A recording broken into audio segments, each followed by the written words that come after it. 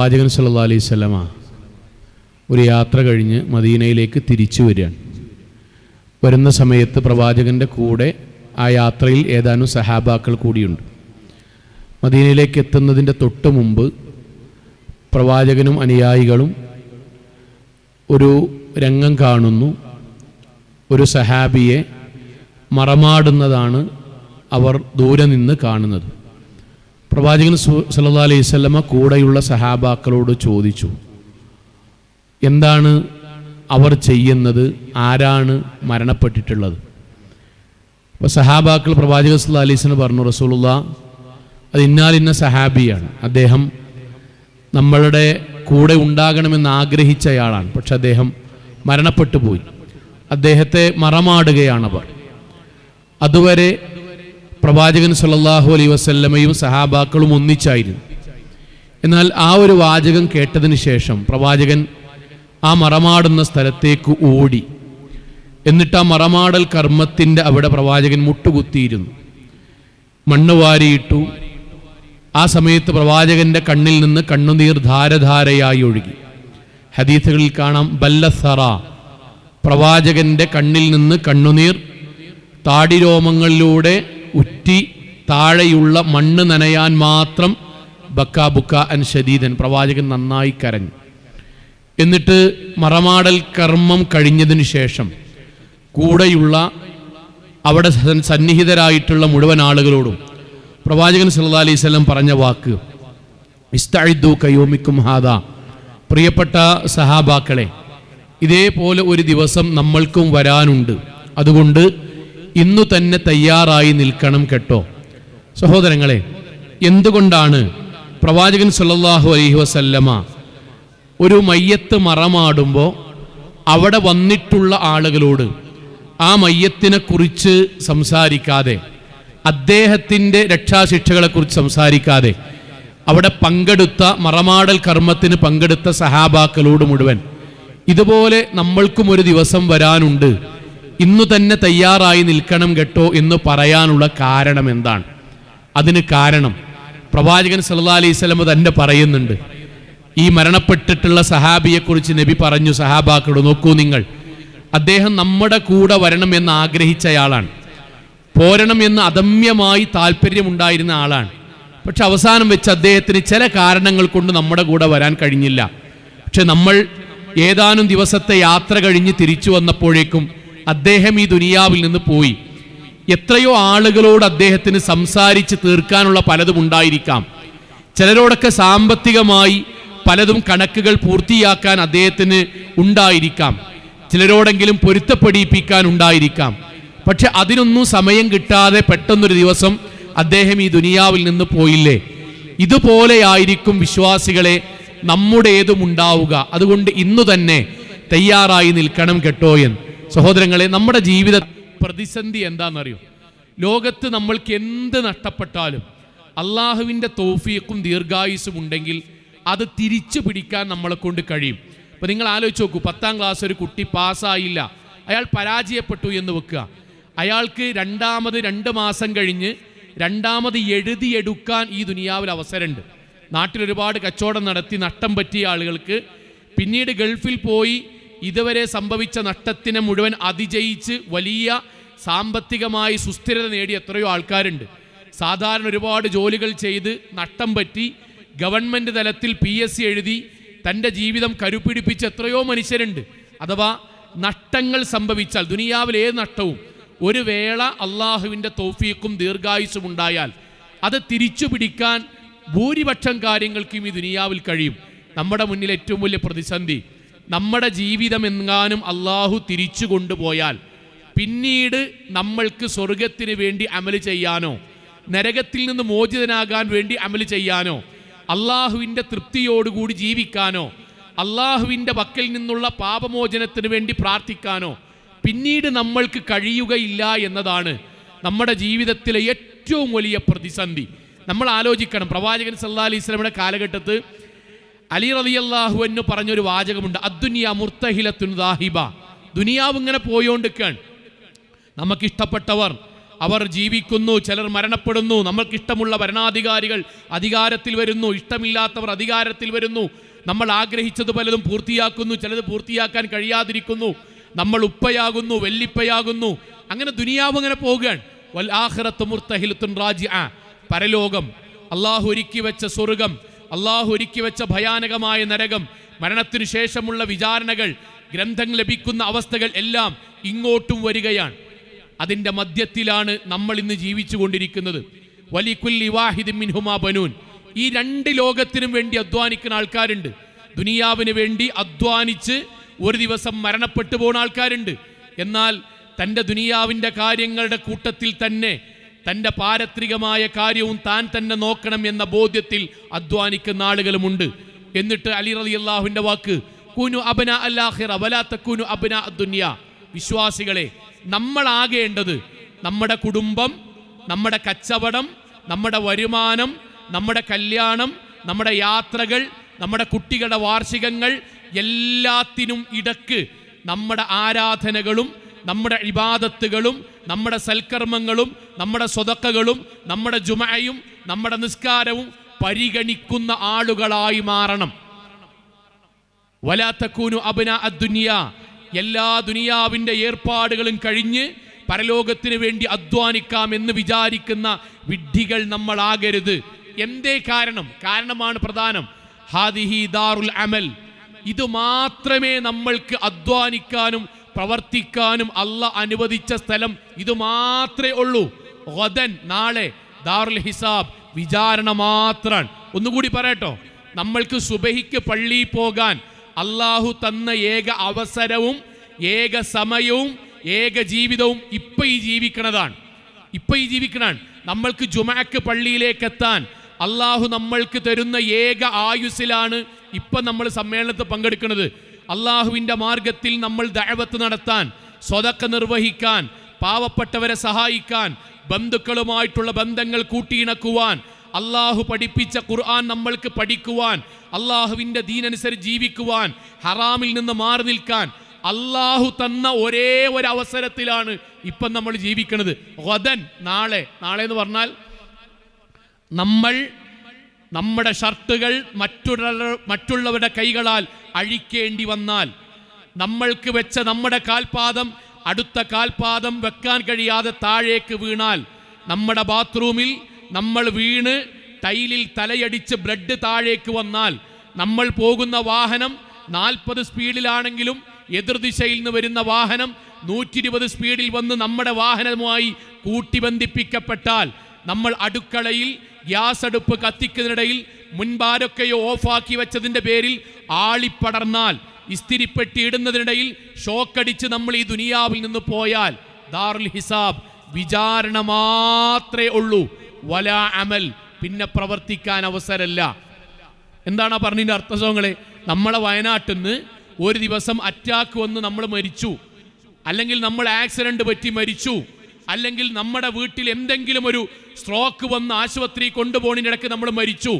ഖബറിൽ കിടക്കുന്ന സമയത്ത് രാവിലെ മലക്കുകൾ വന്ന് അടുത്ത വരവിൻ്റെ ഇടയ്ക്ക് 2 റക്അത്ത് കടന്നുകൊണ്ട് നിസ്കരിക്കാന്ന് വിചാരിച്ചാൽ കഴിയൂല, സാധിക്കൂല, അള്ളാഹുവിൻ്റെ പക്കൽ സ്വീകരിക്കൂല.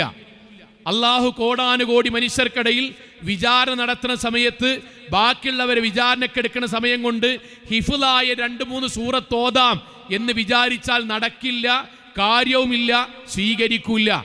അള്ളാഹു പരലോകത്തേക്ക് വിചാരണയ്ക്ക് വേണ്ടി നമ്മളെ കൊണ്ടുപോകുന്ന സമയം കൊണ്ട് 4-5 അറിയുന്ന ദിക്റുകൾ ചൊല്ലാം എന്ന് നമ്മൾ വിചാരിച്ചാൽ സാധ്യവുമല്ല, കൂലിയുമില്ല. പിന്നെയോ നിസ്കരിക്കാനും നോമ്പോൽക്കാനും ഇബാദത്ത് ചെയ്യാനും അള്ളാഹുവിനെ സൂക്ഷിച്ച് ജീവിക്കാനും ഹറാമെന്ന് മാറിക്കാനും അള്ളാഹു തന്ന ഒരേ ഒരവസരം ശ്വാസം പോകുന്നതിൻ്റെ മുമ്പുള്ള ഈ ജീവിതം മാത്രമാണ്. ഇതാണ് പ്രധാനം. പരിശുദ്ധ ഖുർആനിലെ സൂറത്ത് സുമറിലെ 39-ാം അധ്യായമാണ് സൂറത്ത് സുമർ. 54 ആയത്ത് മുതൽ താഴേക്കൊന്ന് വായിച്ച് വീട്ടിൽ നിന്ന് നോക്കണം. ഞാൻ പറഞ്ഞത് അതിൻ്റെ 1-2 ആയത്ത് മാത്രമാണ് ഞാൻ ആമുഖമായിട്ട് പറയണത്. 39-ാം അധ്യായം സൂറത്ത് സുമറിൻ്റെ 54, 55, 56 ആയത്തുകൾ ഒന്ന് വായിക്കുക. അതിൻ്റെ തുടക്കം മാത്രം വായിക്കാൻ. വഅനീബു ഇലാ റബ്ബിക്കും വഅസ്ലിമൂ ലഹു. അള്ളാഹു പറയാൻ, നിങ്ങൾ വിശ്വാസികളായി പടച്ചോന്റെ ദീനനുസരിച്ച് ശരിക്ക് കീഴൊതുങ്ങി ജീവിക്കണം. ഇവിടെ അള്ളാന്റെ വാക്കെന്താ അറിയോ? മിൻ ഖബ്ലി അൻ യഅതിയകുമുൽ അദാബ് സുമ്മ ലാ തുൻസറൂൻ. പെട്ടെന്നായിരിക്കും പടച്ചോന്റെ പക്കൽ നിന്നുള്ള ശിക്ഷയോ ഒരു വേള നമ്മുടെ മരണമോ സംഭവിക്കുക. പിന്നീട് നമ്മളെ സഹായിക്കാൻ ആരും വരൂല. മരിക്കണീന്റെ മുമ്പ്, ഭൂമി കുലുങ്ങുന്നതിന്റെ മുമ്പ്, അസുഖം വന്ന ആശുപത്രിയിൽ അഡ്മിറ്റ് ആകണീന്റെ മുമ്പ്, ഉള്ള കച്ചവടം മുഴുവൻ നഷ്ടപ്പെടുന്നതിന്റെ മുമ്പ്, ഗൾഫിൽ മകന്റെ ജോലി പോകുന്നതിന്റെ മുമ്പ്, അള്ളാഹു തന്ന ആരോഗ്യം നശിക്കണീന്റെ മുന്ന് അനീബു ഇലാ റബ്ബിക്കും വഅസ്ലിമു, പടച്ചോന്റെ മാർഗത്തിൽ കീഴൊതുങ്ങി നല്ല മുസ്ലിമായി ജീവിച്ചോളൂ.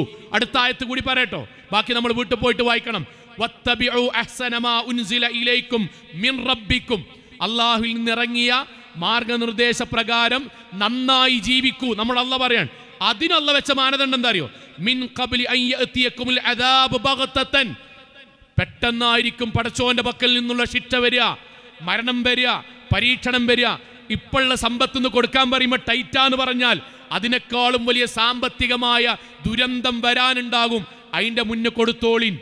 ഇപ്പോഴുള്ള ആരോഗ്യം വെച്ച് ഹജ്ജിനും ഉംറക്കും പോകാൻ വേണ്ടി പറയുമ്പോൾ കുറച്ചും കൂടി കഴിയട്ടെ എന്ന് പറയുന്ന നമ്മളോടുള്ള പറയാൻ, ചിലപ്പോൾ ഒരൊറ്റ അണുമതി മൂത്രമൊഴിക്കുന്ന സമയത്ത്, മലമൂത്ര വിസർജനം നടക്കുന്ന സമയത്ത് ബ്ലഡ് പുറത്തേക്ക് പോയാൽ മതി, പണമുണ്ടാകും, ആഗ്രഹമുണ്ടാകും, പോകാൻ കഴിയാതെ വരും. ഇപ്പോഴുള്ള സൗകര്യത്തിനിടയിൽ ജമാഅത്തിന് പങ്കെടുക്കാൻ വേണ്ടി പറയുമ്പോൾ നമ്മൾ കുറച്ച് കഴിയട്ടെ, കച്ചവടം സുസ്ഥിരമാകട്ടെ, ഇങ്ങോട്ട് സുബഹിക്ക് പോയി തുടങ്ങാന്ന് പറയുമ്പോൾ അല്ല പറയാൻ, സുബഹിക്ക് എഴുന്നേൽക്കുന്ന സമയത്ത് തലയും ശരീരവും പൊന്തിക്കാൻ കഴിയാതെ നട്ടെല്ലിന് ശസ്ത്രക്രിയ വരുന്നൊരവസ്ഥ വരും. അന്ന് മനസ്സാഗ്രഹിച്ചാലും പോകാൻ കഴിയില്ല. അതിൻ്റെ മുമ്പ് ഇപ്പോൾ പോയി തുടങ്ങിക്കോളൂ. ഇതാണ് നമ്മുടെ ജീവിതത്തിൽ മുവഹിദുകൾ എന്നുള്ള നിലക്ക് നമ്മുടെ മനസ്സിൽ എപ്പോഴും ഉണ്ടാകേണ്ടത്. ലോകം അവസാനിച്ചിട്ടില്ലെങ്കിലും ആയുസ് അവസാനിക്കാൻ നമ്മുടെ ജീവിതത്തിൽ എനിക്കിന്ന് ഓർമ്മയുണ്ട്. എൻ്റെ നാട്ടിൽ ഗൾഫിൽ ഭാര്യ ഭർത്താവ് 3 മക്കൾ ഗൾഫിലാണ്. അനിയനെ കൊണ്ട് നാട്ടിൽ വീട് കയറ്റിപ്പിച്ചു. ഇവർക്കുള്ള വീട് പണി മുഴുവൻ അനിയന് പ്ലാൻ ഉണ്ടാക്കി അയച്ചു കൊടുത്തു, അപ്രൂവൽ ചെയ്തു, പൈസ അയക്കുന്നു, അനിയൻ ഇവിടെ ഉണ്ടാക്കുന്നു. 1.5 വർഷം കൊണ്ട് ഗംഭീരമായൊരു വീടുണ്ടായി. വീട് കൂടൽ നിശ്ചയിച്ചു. അപ്പോഴും കുടുംബം ഗൾഫിലാണ്. വീട് കൂടലിൻ്റെ ഒരാഴ്ച മുമ്പ് വീട്ടിൻ്റെ ഉടമസ്ഥരും കുടുംബവും അവിടെ നിന്ന് വരികയാണ്. ഫ്ലൈറ്റിലേക്ക് കയറുന്നതിന് വേണ്ടി എയർപോർട്ടിലെത്തി. എയർപോർട്ടിൽ നിന്ന് ഫ്ലൈറ്റ് പോകുന്നതിനിടയിൽ ആക്സിഡന്റ് പറ്റി 5 പേരും മരിച്ചു. ഞങ്ങളുടെ നാട്ടിൽ ആ വീടുണ്ട്. ആ വീട്ടിൽ ആരുടെ പേരിലാണോ ആധാരത്തിലുള്ള 5 പേരും ഇന്ന് ഈ ലോകത്തില്ല. എന്തൊക്കെ ആഗ്രഹം ഉണ്ടാവും. നാട്ടിലേക്ക് എത്തിയിട്ട് വേണം. നാട്ടിലെത്തിച്ചില്ല പടച്ചോൻ. ഇതാണ് അള്ളാഹ് പറയണത്. നാട്ടിലെത്തിച്ചിട്ടില്ല പടച്ചോൻ. നമ്മളെ മനസ്സിലാക്കുന്നത് റമദാൻ കഴിഞ്ഞിട്ട് വേണം. അള്ളാഹു ചിലപ്പോൾ തന്നോണമെന്നില്ല. നമ്മളെ ഈ ഇന്റെ മൂത്ത കുട്ടിന്റെ കല്യാണം കഴിഞ്ഞിട്ട് വേണം. മൗലവി ഇപ്പോഴുള്ള സാമ്പത്തികമായതൊന്ന് തീരട്ടെ, എന്നിട്ട് വേണം ഇൻഷാ അല്ലാഹ് ഖുതുബക്കൊന്ന് പോയി തുടങ്ങാൻ. സഹോദരൻ, അള്ളാന്റെ വാക്കെന്തറിയോ? മിൻ ഖബ്ലി അൻ യഅതിയകുമുൽ അദാബ് ബഗ്തതൻ, വിചാരിക്കുന്നതിന്റെ മുമ്പ് ചിലപ്പോൾ ജീവിതത്തിൽ പരീക്ഷണം വരാം, വീടടക്കം പൊളിയാം. ഒരൊറ്റ 3 സെക്കൻഡ് ഭൂമി കുലുങ്ങിയാൽ ഇപ്പൊ 2ാമത്തെ നില എത്തിയിട്ട് വേണം പള്ളിക്കൊക്കെ പോകാം എന്നാണ് വിചാരിച്ചതെങ്കിൽ അടിത്തറയടക്കം പടച്ചോൻ കുലുക്കും. പിന്നെ നമ്മൾക്ക് ജീവിതത്തിലൊരിക്കൽ പോലും പള്ളിയിൽ പോകാൻ കഴിഞ്ഞോളണമെന്നില്ല. അതുകൊണ്ട് അള്ളാഹു നമ്മൾക്ക് തന്ന ഈ അവസരം അവനാന്റെ സ്വർഗത്തിന് വേണ്ടി ഉപയോഗിക്കണം. സഹോദരങ്ങളെ, നമ്മുടെ ജീവിതത്തിലെ ഇത്രയൊക്കെ നമ്മൾ പറഞ്ഞാൽ പോലും ചിലപ്പോ നമ്മുടെ ജീവിതത്തിൽ ശൈത്വാൻ നമ്മളെ അമിതമായി സ്വാധീനിക്കുന്നത് കൊണ്ടാകാം. അള്ളാഹു സുബ്ഹാനഹു വ തആല ഇതൊക്കെ പറഞ്ഞിട്ടും നമ്മളോട് എന്ത് പറഞ്ഞറിയോ? ഇതൊന്നും അതിന് മാത്രം ശ്രദ്ധിക്കാതെ വരുന്ന ആളുകൾ നമ്മളിൽ ഉണ്ടെങ്കിൽ, ഞാനടക്കമുണ്ടെങ്കിൽ, നാളെ പരലോകത്ത് വെച്ച് അള്ളാഹുവിനോട് യാചിക്കുന്ന 1-2 സന്ദർഭങ്ങൾ ഖുർആൻ നമുക്ക് പറഞ്ഞു തരാൻ. ഇതെന്തിനാ അള്ളാഹ് പറഞ്ഞു തരുന്ന റസൂലേ? ആ യാചിക്കുന്ന വിഭാഗത്തിൽ ഈ സമ്മേളനത്തിൽ പങ്കെടുക്കുന്ന മുവഹിദുകളായ ഞാനോ നമ്മുടെ കുടുംബമോ ഉണ്ടാകാൻ പാടില്ല. ഒന്നെപ്പോഴറിയോ? ഒന്നാമത്തേത് അള്ളാഹുവിനോട് നമ്മൾ പറയുന്ന വാക്കാണ് യാ ലൈതനി കുൻതു തുറാബ. അറിയുന്ന ആയത്തുകൾ മാത്രം പറയാൻ. യാ ലൈതനി കുൻതു തുറാബ, അള്ളാഹുവേ നീ എന്നെ ഒന്ന് മണ്ണാക്കി മാറ്റിയിരുന്നുവെങ്കിൽ എത്ര നന്നായിരുന്നേനെ. ആര് പറയാണ്? നമ്മൾ പറയാണ്. ആരോട് പറയാണ്? അള്ളാഹുവിനോട് പറയാണ്. എന്താ പറയണറിയോ? പടച്ചോനെ, നീ എന്നെ ഒന്ന് മണ്ണാക്കിയിരുന്നെങ്കിൽ എത്ര നന്നായിരുന്നേനെ. എപ്പോഴാണ് ആ പറയണറിയോ സോങ്ങളെ? പരലോകത്തെ സത്യവിശ്വാസികളായ ആളുകളെ അള്ളാഹു സ്വർഗത്തിലേക്ക് പറഞ്ഞയക്കും. സത്യനിഷേധികളായ ആളുകൾ ഐനൽ ജബ്ബാറൂന ഐനൽ മുതകബ്ബിരീൻ, എവിടെയാണ് സത്യനിഷേധികൾ? അവർക്ക് അള്ളാഹു നരകത്തിലേക്ക് പറഞ്ഞയക്കും. എന്നിട്ട് അള്ളാഹു സുബ്ഹാനഹു വ തആല സ്വർഗത്തിലേക്കും നരകത്തിലേക്കും പറഞ്ഞയക്കുന്ന കൂട്ടത്തിൽ നരകത്തിലേക്ക് പോകാൻ വിധിക്കുന്ന സമയത്ത് നമ്മൾ അല്ലാണ്ട് പറയാൻ, പടച്ചോനെ, കന്നുകാലികളെ അവരുടെ വിചാരണ കഴിഞ്ഞ് കൊമ്പുള്ള ആട് കൊമ്പില്ലാത്ത ആടിനെ ദുനിയാവിൽ നിന്ന് കുത്തിയിട്ടുണ്ടെങ്കിൽ തിരിച്ച് കുത്തിച്ചിട്ട് അവരെ മണ്ണാക്കി മാറ്റുന്നല്ലേ. അള്ളാഹുവേ, എൻ്റെ വീട്ടിൽ വൈക്കോലും കാടിവെള്ളവും കൊടുത്തു വളർത്തുന്ന പശുവിനെ, ആടിനെ നീ മണ്ണാക്കി മാറ്റിയ പോലെ അള്ളാഹുവേ, നീ എന്നെ ഒന്ന് മണ്ണാക്കി തീർത്തിരുന്നെങ്കിൽ എത്ര നന്നായിരുന്നേനെ. നമ്മൾ അള്ളാഹിനോട് കേഴുകയാണ്. എന്തേ കാരണം? പടച്ചോനെ, സ്വർഗത്ത് പോകാൻ എൻ്റെ കയ്യിൽ അമലില്ല. ഞാൻ സുബൈക്കൊന്നും അങ്ങനെ പോണ ഒരാളല്ല. തണുപ്പല്ലേ, വയനാടല്ലേ, അള്ളാഹുവിൻ്റെ ഒക്കെ നിലവില്ല. അള്ളാഹു റഹ്മാനു റഹീമു അല്ലേ എന്ന് ഞാൻ സ്വയം ന്യായം ഉണ്ടാക്കി. ഞാൻ എൻ്റെ വീട്ടിൽ പ്രായപൂർത്തിയായ മക്കളെയും കൊണ്ട് ഉമ്മ നിലക്ക് വീട്ടിൽ നിന്ന് ആ സമയത്ത് ജമാഅത്തായി നിസ്കരിക്കേണ്ടിയിരുന്നു. ഞാൻ ഇക്കാക്ക് ഇങ്ങനെ പോണ കാണും. ഞങ്ങൾ പെണ്ണുങ്ങളല്ലേ, ഞങ്ങൾക്ക് ജമാഅത്തില്ലല്ലോ എന്ന് പറഞ്ഞ് ഞങ്ങൾ വീട്ടിൽ അടങ്ങിയിരുങ്ങി കുത്തിറക്കായിരുന്നു. എപ്പോഴാണോ 6:45 എഴുന്നേക്കാണെങ്കിൽ അപ്പ സുബൈ, 7 മണിക്ക് എഴുന്നേക്കാണെങ്കിൽ അപ്പ സുബൈ, ഏതായാലും ഞങ്ങൾക്ക് അല്ലാഹു ഫർള് പറഞ്ഞിട്ടില്ലല്ലോ എന്ന് പറഞ്ഞ് ശൈത്താനീയത്തിന്റെ സ്വാധീനത്തിലാണ് വീട്ടിൽ. പടച്ചോനെ, സ്വർഗത്ത് പോകാൻ എൻ്റെ കയ്യിൽ അമലില്ല.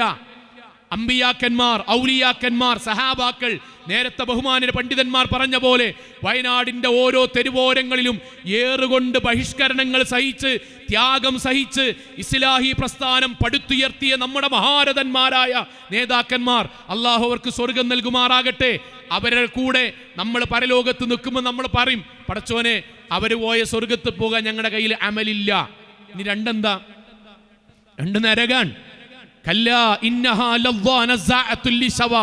നമ്മുടെ ശരീരത്തിലെ ഏറ്റവും ബലിഷ്ഠമായ തലയോട്ടി പോലും സെക്കൻഡുകൾ കൊണ്ട് വെള്ളമാകുമാറ് ഭയാനകമായ നരകം. ലോകത്തിലെ ഏറ്റവും വലിയ ചൂടിനേക്കാൾ ഈ ചൂട് 12:30-ക്ക് 1 മണിക്ക് നടുറോട്ടിൽ ചെരുപ്പില്ലാതെ 10 മിനിറ്റ് ടാറിട്ട റോട്ടിൽ നിൽക്കാൻ കഴിയാത്ത നമ്മൾ, ഒരു ചെറിയ മൊട്ടുസൂചി ശരീരത്തിന്റെ കണ്ണിന്റെ ഭാഗത്തെങ്ങാനും അറിയാതെ കൊണ്ടാൽ ശരീരം മുഴുവൻ വേദനിച്ച് വിറക്കുന്ന നമ്മൾ, വാതിലിനിടയിൽ ചെറുവിരലെങ്ങാനും കുടുങ്ങിയാൽ 10 ദിവസം ആ ഭാഗത്ത് ചോര കല്ലക്കി കെട്ടിക്കിടക്കാൻ മാത്രം അത്രയും നൈർമല്യമുള്ള നമ്മുടെ ശരീരത്തിൽ ലോകത്തിലെ ഏറ്റവും വലിയ ചൂടിനേക്കാൾ 69 ഇരട്ടിയുള്ള ചൂട് വരാൻ. സറാബീലുഹും മിൻ ഖത്റാൻ. അല്ലാഹു ടാറുകൊണ്ട് വസ്ത്രമുണ്ടാക്കും. ആ ടാറുകൊണ്ട് ശരീരം മുഴുവൻ മൂടിയതിനു ശേഷം ടാറോടുകൂടി അല്ലാഹു നരകത്തിലേക്കിടും. ടാറുരുകി, ആ ഉരുകി ഒലിക്കുന്ന കൂട്ടത്തിൽ മാംസവും തൊലിയും പുറത്തേക്ക് ഒലിക്കുകയും എന്നാൽ ലാ യമൂതു ഫീഹാ വലാ യഹ്യാ, ഒരിക്കലും ജീവിക്കാനോ മരിക്കാനോ സമ്മതിക്കാത്ത വിധം സത്യനിഷേധികൾക്ക് അല്ലാഹു ഒരുക്കി വെച്ച നരകം. തത്വലു അലൽ അഫ്ഇദ, ഹൃദയത്തിന്റെ അന്തരാളങ്ങളിലേക്ക് പകയായി, കുഫറായി, നിഫാഖായി, ശിർക്കായി, അള്ളാഹുവിന്റെ വാക്കുകൾ ധിക്കരിച്ചവനായി ജീവിച്ചവന്റെ ഹൃദയത്തിലേക്ക് ആഞ്ഞു തുളഞ്ഞു കയറുന്ന നരകത്തിന്റെ തീജ്വാലകൾ ഇന്ന് വരെ ഒരാളും ലോകത്ത് നടപ്പിലാക്കാൻ കഴിയാത്ത, മാതൃകയില്ലാത്ത കഠിനമായ ശിക്ഷ ലോകത്ത് നേർക്ക് നേരെ കാണേണ്ടി വരുമ്പോ ജഹീം, നഗ്നനേത്രം കൊണ്ട് അള്ളാഹു നരകം നേർക്ക് നേരെ കാണിപ്പിച്ചു തരുമ്പോ നമ്മൾ അല്ലാണ്ട് പറയാൻ, പടച്ചോനെ, സ്വർഗത്തിലേക്ക് പോകാൻ അമലില്ല. അറിയാത്തോണ്ടല്ല, ചെയ്തില്ല. യുവാവല്ലേ, കുറച്ചും കൂടി കഴിയട്ടെ. കല്യാണപ്പല്ല കഴിഞ്ഞിട്ടുള്ളൂ, കുറച്ചും കൂടി ആകട്ടെ. മകളെ കല്യാണം കഴിയട്ടെ, വീട് പണി നടക്കട്ടെ, ടൈറ്റ് തീരട്ടെ, പ്രായായില്ലേ, ഞാൻ ഓരോ കാരണവും പറഞ്ഞു മാറിക്കായിരുന്നു. പടച്ചോനെ, അതിനിടയ്ക്ക് ഒരു അറ്റാക്ക് വരുന്നത്, അതിനിടയ്ക്ക് ഒരു ശാരീരികമായ പ്രയാസം വന്നത്, അതിനിടെ ഒരു ആക്സിഡന്റ് വരുന്നത്, അതിനിടെ രോഗം വരുന്നത് ഞാൻ പ്രതീക്ഷിച്ചില്ല പടച്ചോനെ. അതുകൊണ്ട് അമലുകൾ അധികമില്ല. പിന്നീട് പോകാനുള്ള നരകമോ അതെന്റെ ജീവിതത്തിൽ സഹിക്കാനും കഴിയില്ല. അതുകൊണ്ട് നാദാ, യാ ലൈതനി കുൻതു തുറാബ, നീ എന്നെ കന്നുകാലികളെ മണ്ണാക്കിയ പോലെ നീ എന്നെ ഒന്ന് മണ്ണാക്കി തരണമേ. നമ്മൾ അള്ളാഹിനോട് യാചിക്കും എന്നാണ് ഖുർആൻ പറഞ്ഞത്. ഞാനും നിങ്ങൾ അല്ലാണ്ട് യാചിക്കും. രണ്ടാമത്തെ രംഗം എവിടെ അറിയോ? രണ്ടാമത്തെ രംഗം ഗ്രന്ഥങ്ങൾ അള്ളാഹു നൽകുമ്പോഴാണ്. നമ്മൾക്കറിയാം, ഗ്രന്ഥം വായിച്ചു കൂടി നോക്കണ്ട.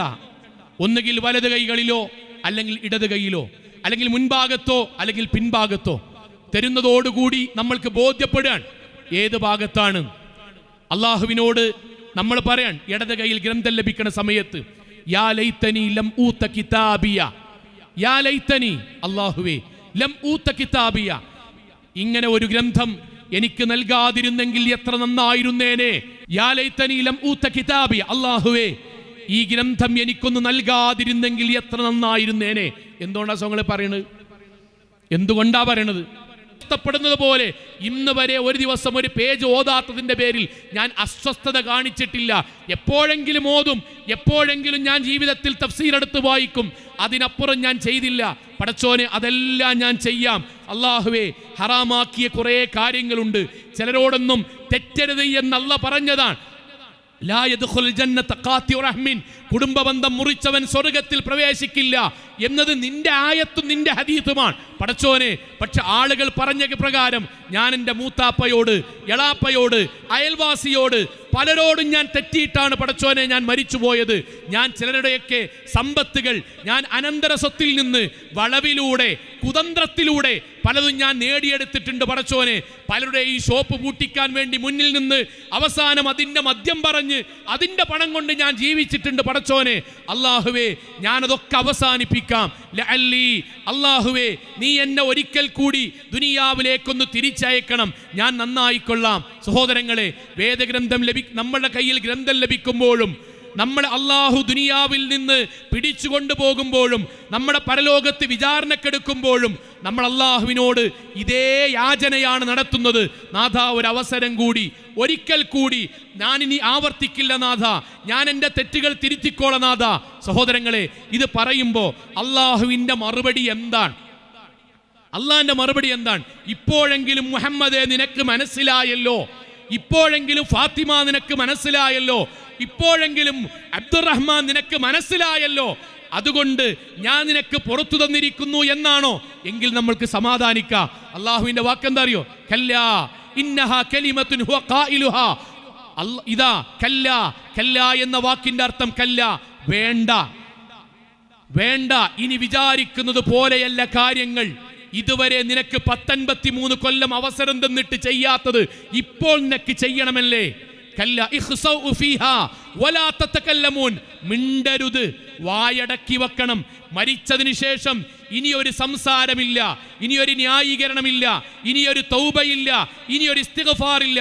നിനക്ക് സംസാരിക്കാനും സങ്കടപ്പെടാനും ഓതാനും വായിക്കാനും തൗബ ചെയ്യാനും പള്ളികളിൽ നിന്ന് ബാങ്കൊലികൾ കേൾക്കുന്ന ഒരു മഹല്ല് തന്നിരുന്നു, തൗഹീദി പ്രസ്ഥാനം തന്നിരുന്നു, അള്ളാഹുവിന്റെ ദീന് കേൾക്കാൻ ജുമാ ഖുത്ബ തന്നിരുന്നു, മാസത്തിലും ആഴ്ചകളിലും ദീൻ പഠിക്കാൻ QHLS അടക്കം തന്നിരുന്നു, ഓരോ വർഷങ്ങളിലും സമ്മേളനങ്ങൾ തന്നിരുന്നു, കുട്ടികൾക്ക് വേണ്ടി MSM ഉണ്ടായിരുന്നു, വിദ്യാർത്ഥിനികൾക്ക് വേണ്ടി സ്റ്റുഡൻസ് വിങ് ഉണ്ടായിരുന്നു, മുതിർന്നവർക്ക് വേണ്ടി KNM-ഉം ISM-ഉം ഉണ്ടായിരുന്നു. എന്നിട്ട് അവിടെ നിന്നൊക്കെ ദീന് കേൾക്കാൻ അവസരമുണ്ടായിരുന്നു. ആ അവസരങ്ങളിലൊക്കെ മൗലവിമാരാദ്യം നന്നാകട്ടെ, പ്രസ്ഥാനക്കാരാദ്യം ഒന്നിക്കട്ടെ, ഇവരൊക്കെ നന്നായിട്ട് മതി ഞങ്ങളോട് പ്രബോധനം ചെയ്യാൻ. ഇതൊന്നും അള്ളാഹു നമ്മളോട് പറഞ്ഞതല്ല. ആയത്തുകൾ മൗലവിമാർ നന്നായിട്ടല്ല സാധാരണക്കാർ നന്നാകേണ്ടത്. നിസ്കാരം ഈ നാട്ടിലെ പണ്ഡിതന്മാർ നിർവഹിച്ചിട്ടല്ല സാധാരണക്കാർ നിർവഹിക്കേണ്ടത്. ഈ നാട്ടിലെ ഓരോരുത്തർക്കുമുള്ളതാണ് ആയത്ത്. പണ്ഡിതന്മാർ അത് സ്വീകരിച്ചിട്ടില്ലെങ്കിൽ പണ്ഡിതന്മാർക്ക് ഇരട്ടി ശിക്ഷയാണ്. പക്ഷേ പണ്ഡിതന്മാരൊന്നും മാറിയിട്ടില്ല, ഖത്തീബുമാരൊന്നും മാറിയിട്ടില്ല, മൗലവിമാരുടെ കുടുംബങ്ങൾ മാറിയിട്ടില്ല. അതുകൊണ്ട് ഞങ്ങൾ മാറേണ്ടതില്ല എന്നത് പൗരോഹിത്യം പഠിപ്പിച്ചതും ജാഹിലിയത്തുമാണ്. അത് നമ്മൾക്കുണ്ടായിക്കൂടാ. സഹോദരങ്ങളെ, അതാണ് അള്ളാഹുവിന്റെ വാക്ക്. ഇഖ്സൗ ഫീഹാ, ഇനി മിണ്ടരുത്, നാവടക്കി വെക്കണം. വലാ തതകല്ലമൂൻ, ഒരക്ഷരം മിണ്ടാൻ അധികാരമില്ല. അധികാരമുണ്ടായിരുന്നു സംസാരിക്കാനും ഓതാനും തൗബ ചെയ്യാനും. ആ സമയത്ത് നാവിലൂടെ വന്നത് മുഴുവൻ രാഷ്ട്രീയം മാത്രം. ആ നാവിലൂടെ മുഴുവൻ വന്നത് ഈ നാട്ടിലെ പൊതുകാര്യങ്ങൾ മാത്രം. ആ നാവിലൂടെ വന്നത് ബാക്കിയുള്ളവന്റെ കുറ്റങ്ങളും കുറവുകളും മാത്രം. അതിലൂടെ ദീന് വന്നില്ല, അള്ളാഹുവിന് ഇഷ്ടപ്പെട്ടത് വന്നില്ല. സഹോദരങ്ങളെ, ഇതിൽ നമ്മൾ പെടാതിരിക്കണം. നമ്മൾ ഗൗരവത്തിൽ ആലോചിക്കാനാണ് എന്തിനാണ് അവസാന സമയത്ത് ഈ കാര്യം പറയുന്നത്? ഞാൻ ഇന്നും ആലോചിക്കുകയാണ്. എനിക്കേറ്റവും പ്രിയപ്പെട്ട കുടുംബപരമായി ബന്ധമുള്ള ഒരു ഉപ്പയുണ്ട്. അദ്ദേഹം 19 വയസ്സായി 28 കൊല്ലത്തോളം ഗൾഫിലായിരുന്നു. 3 മക്കളാണ് അദ്ദേഹത്തിനുണ്ടായിരുന്നത്. 3ാമത്തെ കുട്ടിയുടെ വിവാഹം ഉറപ്പിച്ചു. അദ്ദേഹം നല്ല സ്വഭാവമാണ്, നല്ല പെരുമാറ്റമാണ്. പക്ഷെ അദ്ദേഹം നിസ്കാരം വളരെ കുറവാണ്. ഇടക്കിടക്ക് മദ്യപിക്കും. പക്ഷെ നല്ല സ്വഭാവമാണ്. അദ്ദേഹം 6 മാസം കൂടുമ്പോൾ നാട്ടിലേക്ക് വരും. ഓരോ തവണ വരുമ്പോഴും നമ്മൾ അദ്ദേഹത്തെ പോയി കാണും. അദ്ദേഹം എന്തെങ്കിലുമൊക്കെ പള്ളിക്കൊക്കെ തരും. അദ്ദേഹം നമ്മൾ വളരെ സന്തോഷത്തോടെ പറയും, നോക്കൂ, നിങ്ങൾ പള്ളിയുമായിട്ടൊന്ന് ബന്ധമുണ്ടാകണം, നിങ്ങൾ കുടിയൊന്ന് അവസാനിപ്പിക്കണം. അദ്ദേഹം തലകൾ താഴ്ത്തി പറയും, ഇൻഷാ അല്ലാഹ് അങ്ങനെയൊക്കെ ആഗ്രഹമുണ്ട്, നിങ്ങളൊന്ന് പ്രാർത്ഥിക്കും. സഹോദരൻ, അദ്ദേഹം തുടരും. അവസാനത്തെ കുട്ടിയുടെ വിവാഹം ഉറപ്പിച്ച് ഗൾഫ് നിർത്തി നാട്ടിലേക്ക് വന്നു. അദ്ദേഹം നിർത്തി വന്നതാണ് എന്നറിഞ്ഞിട്ട് വീണ്ടും അദ്ദേഹത്തിൻ്റെ അടുക്കലേക്ക് പോയി. എന്നിട്ട് പറഞ്ഞു, നോക്കിൻ, നിങ്ങളെ ഗൾഫ് അവസാനിപ്പിച്ചു, പഴയ കൂട്ടുകാരൊക്കെ പോയി, ഇനി നിങ്ങൾ കുടിക്കുന്നത് നിർത്തണം, പള്ളിയുമായിട്ട് ബന്ധമുണ്ടാകണം. അന്ന് അദ്ദേഹം പറഞ്ഞ വാചകമുണ്ട്, മൗലവി ഇൻഷാ അല്ലാഹ് ഞാൻ എല്ലാം അവസാനിപ്പിച്ച് തിരിച്ചു വന്നതാണല്ലോ, എൻ്റെ കുട്ടിൻ്റെ കല്യാണം കൂടി കഴിയട്ടെ, പള്ളിയിൽ സജീവമാകണമെന്നാണ് എൻ്റെ ആഗ്രഹം, എല്ലാം അവസാനിപ്പിക്കണം. വിവാഹത്തിൻ്റെ 6 ദിവസം മുമ്പ് അറ്റാക്ക് വന്ന് മരിച്ചുപോയി. അള്ളാഹു പുറത്തു കൊടുക്കട്ടെ, ആമീൻ. പക്ഷെ ഒരു കാര്യമുണ്ട് സഹോദരങ്ങളെ, ഞാൻ അദ്ദേഹത്തെ മാറ്റിയിട്ട് ആ ഭാഗത്ത് നമ്മളെ ആക്കുക. എന്താണ് നമ്മൾ അല്ലാണ്ട് പോയി പറയാ? വിവാഹത്തിൻ്റെ 6 ദിവസം മുന്നേ മരിച്ച നമ്മൾ എന്താ അല്ലാണ്ട് പോയി പറയാം? പടച്ചോനെ, ഒരു 6 ദിവസം കൂടി കിട്ടിയിരുന്നെങ്കിൽ ഞാൻ നന്നാകുമായിരുന്നു. ആണോ? പടച്ചോനെ, ഒരാഴ്ച കൂടി നീ എനിക്ക് നൽകുമായിരുന്നെങ്കിൽ ഞാൻ നിസ്കാരം തുടങ്ങുമായിരുന്നോ? അല്ലാഹുവേ, ഒരു 10 ദിവസം കൂടി കിട്ടിയിരുന്നെങ്കിൽ ഞാൻ മുത്തഖിയാകുമായിരുന്നു. അല്ലാഹ് ചോദിക്കൂല കൂട്ടരെ, 19 വയസ്സ് ഞാൻ നിനക്ക് ഓശാരമായി തന്നില്ലേ? 54 കൊല്ലത്തിനിടയിൽ എത്ര വട്ടമാണ് അല്ലാഹുവിന്റെ ആയത്ത് കേട്ടത്? ഇഖ്തറബ ലിന്നാസി ഹിസാബുഹും, മനുഷ്യർക്ക് അവരുടെ വിചാരണ തൊട്ടടുത്താണ്. വഹും ഫീ ഗഫലത്തിൻ മുഅരിദൂൻ, പക്ഷേ ഇപ്പോൾ അശ്രദ്ധമാണ്.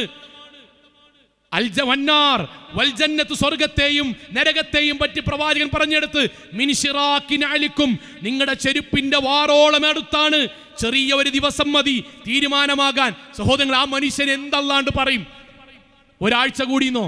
ഞാൻ ഉമ്മാരോട് പറയണം, ഉമ്മാരെ, ഞങ്ങളുടെ നാട്ടിൽ ബാപ്പിയും നല്ല ദീനിയാണ്, ലേണിങ്ങിന് പങ്കെടുക്കും, ക്ലാസ്സുകൾക്ക് പങ്കെടുക്കും. അവർക്കൊരു മോനാണുള്ളത്, നല്ല ധനാഢ്യ കുടുംബാണ്.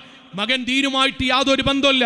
ഓരോ തവണയും ലേണിംഗ് ക്ലാസ്സിന് വരുമ്പം ഇഷ്ടത്തിൽ പറയും, നോക്കി നിങ്ങളെ മകനെ കൂടി. ഇപ്പോൾ പറയും, മൗലവി അവന് ചെന്നൈ തമിഴ്നാട്ടിലാണ് പഠിക്കുന്നത്, എഞ്ചിനീയറിംഗ് വിഭാഗത്തിലാണ് പഠിക്കുന്നത്.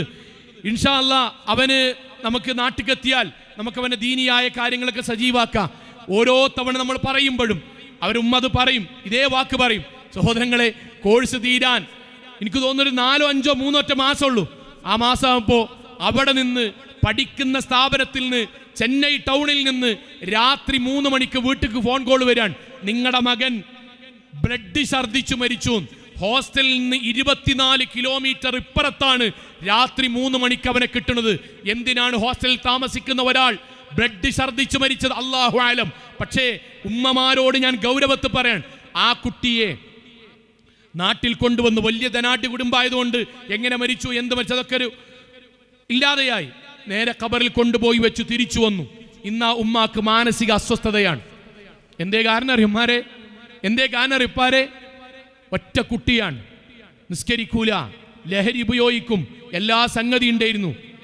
ആ കുട്ടി ഖബറിലേക്ക് എടുത്തു വെച്ചു. സൂറത്തു നബ, സൂറത്തു വാഖിഅ, സൂറത്തു സുമർ, സൂറത്തു ആൽ ഇംറാൻ, പണ്ഡിതനിൽ നിന്ന് ഖുർആൻ ലേണിങ്ങിലൂടെ പഠിച്ച ഒരു ഉമ്മാക്ക് ഒരു മൗലവി പറഞ്ഞു കൊടുക്കണ്ട, നിസ്കരിക്കാത്ത 23 വയസ്സുകാരനെ മണ്ണിലേക്ക് എടുത്തു വെച്ചാൽ അവന്റെ അനുഭവം എന്താണ്? ഒരു മൗലവിന്റെ വഅദ് കേൾക്കണ്ട, ഒരു ഉസ്താദിന്റെ ഫത്വ കേൾക്കണ്ട. പണ്ഡിതന്മാരിൽ നിന്ന് ഖുർആൻ പഠിച്ച ഒരു ബാപ്പാക്കുമ്മാക്കും അറിയാം എന്റെ കുട്ടി ഖബറിലേക്ക് പോയാൽ എന്താണ്. അതിനുശേഷം കുട്ടിനെ ഉമ്മക്കണ ഫോട്ടോ വാൾപേപ്പർ ആക്കിയോണ്ട് സമാധാനം കിട്ടൂല, ഉണ്ടാവൂല. കുട്ടിന്റെ പഴയ കല്യാണ ഫോട്ടോ എടുത്താണ്ട് ഞാനും കുട്ടി ചെറുപ്പത്തിൽ ഇങ്ങനെ സന്തോഷം കിട്ടൂല. അമ്മാരെ വാപ്പാരെ, ജീവിതത്തിൽ അള്ളാഹു തന്ന അവസരം നഷ്ടപ്പെടുന്നതിന് മുന്ന് നമ്മളും നമ്മുടെ കുടുംബവും ദീനിയാകണം. അതിനാണ് നമ്മൾ അള്ളാഹു മുവഹിദാക്കിയത്, അതിനാണ് അള്ളാഹു നമ്മളെ മുജാഹിദാക്കിയത്, അതിനാണ് അള്ളാഹു നമ്മളെ സലഫികളാക്കിയത്.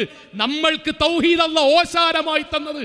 നമ്മൾക്ക് തോന്നിയതുപോലെ ഇഷ്ടമുണ്ടാകുമ്പോൾ മാത്രം പടച്ചോനെ സൂക്ഷിക്കാനാണെങ്കിൽ എന്തിനാണ് കൂട്ടരെ നമ്മൾ അല്ലാഹു മുവഹിദാക്കിയത്? ഈ നാട്ടിലെ ഓരോരുത്തരും കളിയാക്കും എന്നതിന്റെ പേരിൽ നമ്മുടെ വേഷവും നമ്മുടെ കല്യാണവും നമ്മുടെ വീടും മാറ്റാനാണെങ്കിൽ എന്തിനാണ് കൂട്ടരെ നമ്മുടെ മുൻഗാമികൾ ഏറുകൊണ്ടത്? അവർ ഈ നാട്ടിൽ തൗഹീദ് പ്രസംഗിക്കുമ്പോൾ അവരോട് ഈ നാട്ടുകാരെന്താ പറഞ്ഞത്? നിങ്ങളെങ്ങാനും തൗഹീദ് പ്രസംഗിച്ചാൽ ഈ നാട്ടിൽ നിന്ന് ബഹിഷ്കരിക്കും. നമ്മുടെ ബാപ്പമാരും വല്യാപ്പമാരും എന്താ പറഞ്ഞത്? നിങ്ങൾ ബഹിഷ്കരിച്ചോളൂ, നിങ്ങൾ എറിഞ്ഞോളൂ, നിങ്ങൾ മണ്ണിട്ട് മൂടിക്കോളൂ, നിങ്ങൾ കേസ് കൊടുത്തോളൂ, പക്ഷെ ഞങ്ങൾ ദീനിയായി ജീവിക്കും. അങ്ങനെ ഉണ്ടായതാണ് ഇവിടെയുള്ള 50ഓളം പള്ളികൾ. അങ്ങനെ ഉണ്ടായതാണ് ഈ മലമടക്കുകളിൽ തൗഹീദിന്റെ സന്ദേശങ്ങൾ. നമ്മൾക്ക് നമ്മുടെ കല്യാണത്തിന്റെ 4 ദിവസം മുമ്പ് മഞ്ഞ കല്യാണങ്ങളും മൈലാഞ്ചി കല്യാണങ്ങളും ഗാനമേളകളും ട്രൂപ്പുകളും വന്ന് ആടി തിമർത്ത് അള്ളാഹുവിന് ഏറ്റവും പ്രിയപ്പെട്ടവന്റെ വിവാഹം ശൈത്താൻ ഏറ്റവും പ്രിയപ്പെട്ട വിവാഹമാക്കി മാറ്റുമ്പോൾ സ്നേഹത്തോടെ നോക്കൂ, നിങ്ങൾ ഇത് ചെയ്യരുത് എന്ന് പറയുമ്പം നമ്മുടെ മറുപടി എന്തെന്നറിയുമോ? അമ്മാവൻ പറഞ്ഞിട്ടാണ്, അമ്മായിയുടെ കുട്ടി പറഞ്ഞിട്ടാണ്, അവൾ ഡോക്ടറാണ്, അവളുടെ ഫ്രണ്ട്സ് വരുന്നതാണ്. സഹോദരങ്ങളെ, ഇങ്ങനെ പറയാൻ എന്തിനാണ് നമ്മൾ മുവഹിദുകളായത്? നമ്മൾക്കൊരൊറ്റ വാചകമാണ് പറയാനുള്ളത്: എല്ലാ സന്തോഷങ്ങളും ഉണ്ടാകണം, പക്ഷേ ആത്യന്തികമായി ബാറക്കല്ലാഹു ലക്കുമാ വബാറക അലൈക്കുമാ വജമഅ ബൈനക്കുമാ ഫിൽ ഖൈർ എന്ന് മലിക്കുൽ ജബ്ബാറായ അല്ലാഹുവിനോട് പ്രാർത്ഥിക്കുമ്പോൾ ആ കല്യാണ സദസ്സിൽ അല്ലാഹുവിന്റെ ബർക്കത്ത് ഇറങ്ങണം. അതിന് വിപരീതമായ ഒരു തോന്നിയാസവും എൻ്റെ കല്യാണങ്ങളിൽ ഉണ്ടാകാൻ പാടില്ല എന്നത് നമ്മുടെ തീരുമാനമാകണം. സഹോദരങ്ങളെ, നമ്മൾ നമ്മുടെ പള്ളികളിലേക്ക് കുടുംബസമേതം ക്ലാസുകൾ കേൾക്കാൻ വേണ്ടി പോകണം. ഞാൻ എൻ്റെ ഉമ്മമാരോട് പറയുന്നു, വാപ്പമാരോട് പറയുന്നു, ആൺകുട്ടികൾ ഒരു സ്ഥാനമെത്തിയാൽ അവർ ദീനുമായിട്ട് സ്വാഭാവികമായി ബന്ധമുണ്ടാകും. പെൺകുട്ടികളുടെ കാര്യം ഗൗരവത്തിൽ നിങ്ങൾ എടുക്കണം. ഞാനൊരു അധ്യാപകനാണ്, അതേപോലെ ഒരു ഖത്തീബുമാണ്. അറിയാൻ വേണ്ടി പറയുന്നുമ്മമാരെ, നിങ്ങൾ ശ്രദ്ധിച്ചിട്ടുണ്ടാകില്ല, നമ്മുടെ യുവാക്കളെ അങ്ങാടിയിൽ, വയനാട് അങ്ങാടിയിൽ, കൽപ്പറ്റ അങ്ങാടിയിൽ മഗ്‌രിബിന് നിങ്ങൾ നിൽക്കാൻ എഴുതിക്കോളിൻ. മഗ്‌രിബ് ബാങ്ക് കൊടുത്താൽ ആ പള്ളിയിലെ ആ അങ്ങാടിയിലെ മുസ്ലിമീങ്ങളൊക്കെ പള്ളിക്ക് കയറും. സ്വാഭാവികമായി നിസ്കരിക്കാൻ നീയത്തുമായി വന്നിട്ടില്ല എങ്കിലും നമ്മുടെ ആൺകുട്ടി പള്ളിയിലേക്ക് കയറേണ്ടി വരും. നമ്മുടെ കുട്ടി പഠിക്കുന്ന ക്യാമ്പസിൽ, ആൺകുട്ടി പഠിക്കുന്ന ക്യാമ്പസിൽ മുസ്ലിങ്ങളായ ആൾക്കാരൊക്കെ ജുമാക്ക് പോകും. നമ്മുടെ കുട്ടിക്ക് വലിയ താല്പര്യമില്ലെങ്കിലും മുസ്ലിങ്ങളായ മുഴുവൻ കുട്ടികൾ പോകുമ്പം നമ്മുടെ കുട്ടിയും പോകും. ആൺകുട്ടി പോകേണ്ടി വരും. അവന്റെ കൂട്ടുകാരന്റെ നിക്കാഹ് പള്ളിയിൽ അസറിന് ശേഷമാണെങ്കിൽ പള്ളിക്ക് കയറാൻ നമ്മുടെ കുട്ടിക്ക് ഇഷ്ടമല്ല എന്ന് വെക്കാം, എൻ്റെ കുട്ടിക്ക് ഇഷ്ടമല്ല എന്ന് വെക്കാം. പക്ഷേ അവന്റെ കൂട്ടുകാരന്റെ നിക്കാഹിൽ പങ്കെടുക്കാൻ അവൻ അസർ നിസ്കാരത്തിന് പള്ളിയിലേക്ക് കയറേണ്ടി വരും.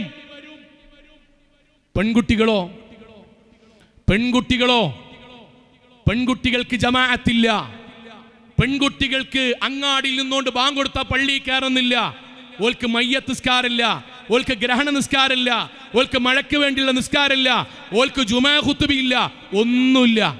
എന്തിനേറെ സങ്കടാണ്, എന്തിനേറെ. ഇവിടെ നിക്കാഹ് നടക്കാന്നിരിക്കോളി, ഞാനാണ് നിക്കാഹ് ഖുതുബ നടക്കുന്നതിരിക്കോളി. ആരുടെ നിക്കാഹാണ്? വരന്റെയും വധുവിൻ്റെയും. വരൻ എവിടെ ഇരിക്കുക? ഇവിടെ.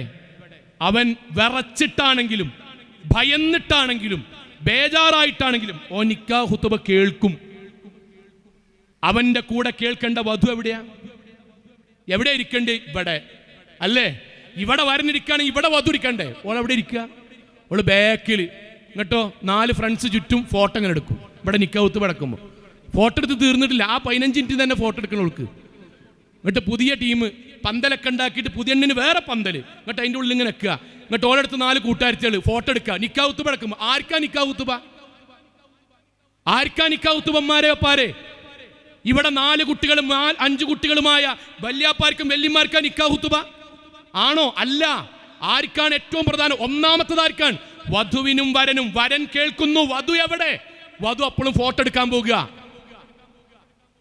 നമ്മുടെ കുട്ടികൾ, നിങ്ങൾ ആലോചിച്ച് നോക്കൂ അതിന്റെ പരിണിതി. ഇസ്ലാമികമായി +2 കഴിഞ്ഞൊരു കുട്ടിനോട് നിങ്ങൾ സത്യസന്ധമായി ചോദിക്കും, ഓൾക്ക് വിവാഹത്തിന് താല്പര്യമുണ്ടോ? ഓല് വിവാഹത്തിന് എതിരാണ്. എന്തുകൊണ്ട് എതിര്? ഒരാണിന്റെ കൂടെ ജീവിക്കണതിനെതിരാ? ആണിന്റെ കൂടെ ജീവിക്കണതിരാണെങ്കിൽ ഒരു പ്രേമിക്കണെതിരാകണല്ലോ. ഒരു പ്രേമിക്കണിന് അനുകൂലവും കല്യാണത്തിനെതിരുമാണ്. അതെങ്ങനെ ഉണ്ടായത്? അറിയോ? ജുമാ ഖുതുബ പോലും കേൾക്കണില്ല. അവർ സ്ത്രീ